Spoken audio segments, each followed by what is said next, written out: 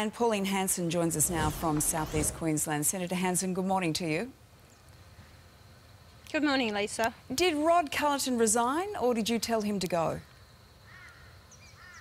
No, actually, I got a phone call. I was in bed asleep last night after a hectic few days on the road, and I got a phone call saying there's a post up on his Facebook page that he's resigning from the party. So I got no phone call, no warning, nothing. So it's been like that with Rod for weeks now. He will not talk to me, he won't converse with me, he won't talk about policies with me, or the party for that matter. So, yeah, this is what I've had to face for weeks. Are you glad to see the back of him? Too right I am. I'm too right. He's not a team player, Lisa. You know, and I thought he was. I thought he's going to be a great senator, standing up for the farming sector, the banking sector. You know, I was involved I went to the Senate inquiry before I even knew Rod to follow up about the banks and what was happening there. So that's always been on my agenda. And I thought, right, this is a man who's out there. It's all gone to his head, my opinion. His ego, he's media driven, he likes to see his name in the paper. That's not what this is about. It's all about being a team player to sit down and discuss about the policies. Now, what he's wrote in that is a load of BS. Now, the whole fact was that every morning before Parliament, we sit down, we discuss with our advisors, the senators, everyone must be there, and we actually discuss the legislation, how we are going to handle it, to be advised correctly on it, and then where our position is on this. 90 to 95% of the time, he never turned up. His staff never even turned up. We're always asking, where is he? He was running around the place dealing with his own legal battles or problems that he had, or he's too busy talking to the media. So that wasn't the case at all. So he's never been a team player, and it was very disappointing. Very hard work. You can speak to Brian Burson, he said he's so hard, his hard work. He obviously has his problems with you as well. He's even described your behaviour towards him as un-Australian. He said he was fed up with your personal attacks and public rants. Put all of the personal stuff aside. In politics, disunity is death. Have you got a problem with the sorting process that you've got in choosing who your candidates are going to be? Because obviously you've got very big plans for One Nation, particularly leading up to that Queensland election. Of course I have, Lisa. I've gained a reputation in the Parliament where I actually can talk to anyone. You ask the ministers and the government side, you talk to the crossbenchers, and I talk to anyone, because this is all about working together, communicating to come up with the best policy for the people. And I've actually done that. And so you can talk to people about it.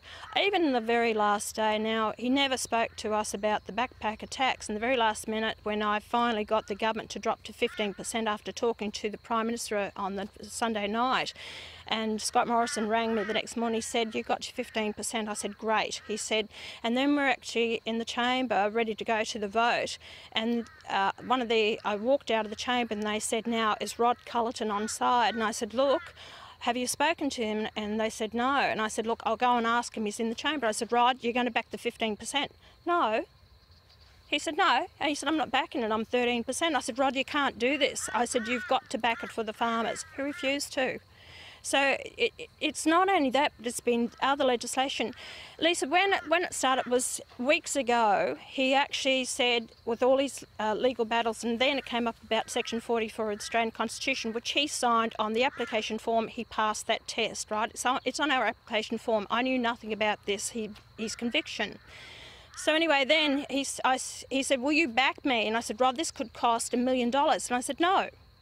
And then he said to me, do you want me to resign? I said, yes. He said, do you want me to resign? I said, yes. Prior to this, with all the problems that he had, he said, Pauline, he said, do you want me to resign? I said, no, Rod, we will see you through this and we'll stand by you. When I said no, I wouldn't give him the money. And even till last night, yesterday afternoon, he was still chasing around farmers in Queensland and Western Australia and the party. Not me personally, he hasn't got the guts to ring me, but he's been chasing after money for me to use memberships money out of the party to back his court cases, and I won't. And that's why he's finally come out last night, because he's facing the courts today on bankruptcy charges. Right, so you found out on social media that he was resigning. Have you had any conversation with him in the last 24 hours? No. Nothing at all? He hasn't even rung me. He's rung Brian Burston, and the conversation started last Wednesday, talking to Brian Burston about wanting, you know, the backing again from the party for the money. Look, I just passed our team passed the ROCS bill, which is the Registered Organisations Bill, which clamps down on organisations to actually use membership money for misappropriation. I can't do that. In all fair, honesty, I can't use the membership's money of the party to back his court cases. It's not right. And when I stood in Parliament and I said, I'm sorry this is happening, but he has to be judged by the court system. And he's angry at me because I didn't back him. Okay. Regardless of whether it's Rod Culleton, One Nation, he has to be judged by the legal system like any other person, and he's not happy with that either. All right, just quickly, Pauline, because we have completely run out of time, but I just would like your message to the people who actually voted for Rod Culleton.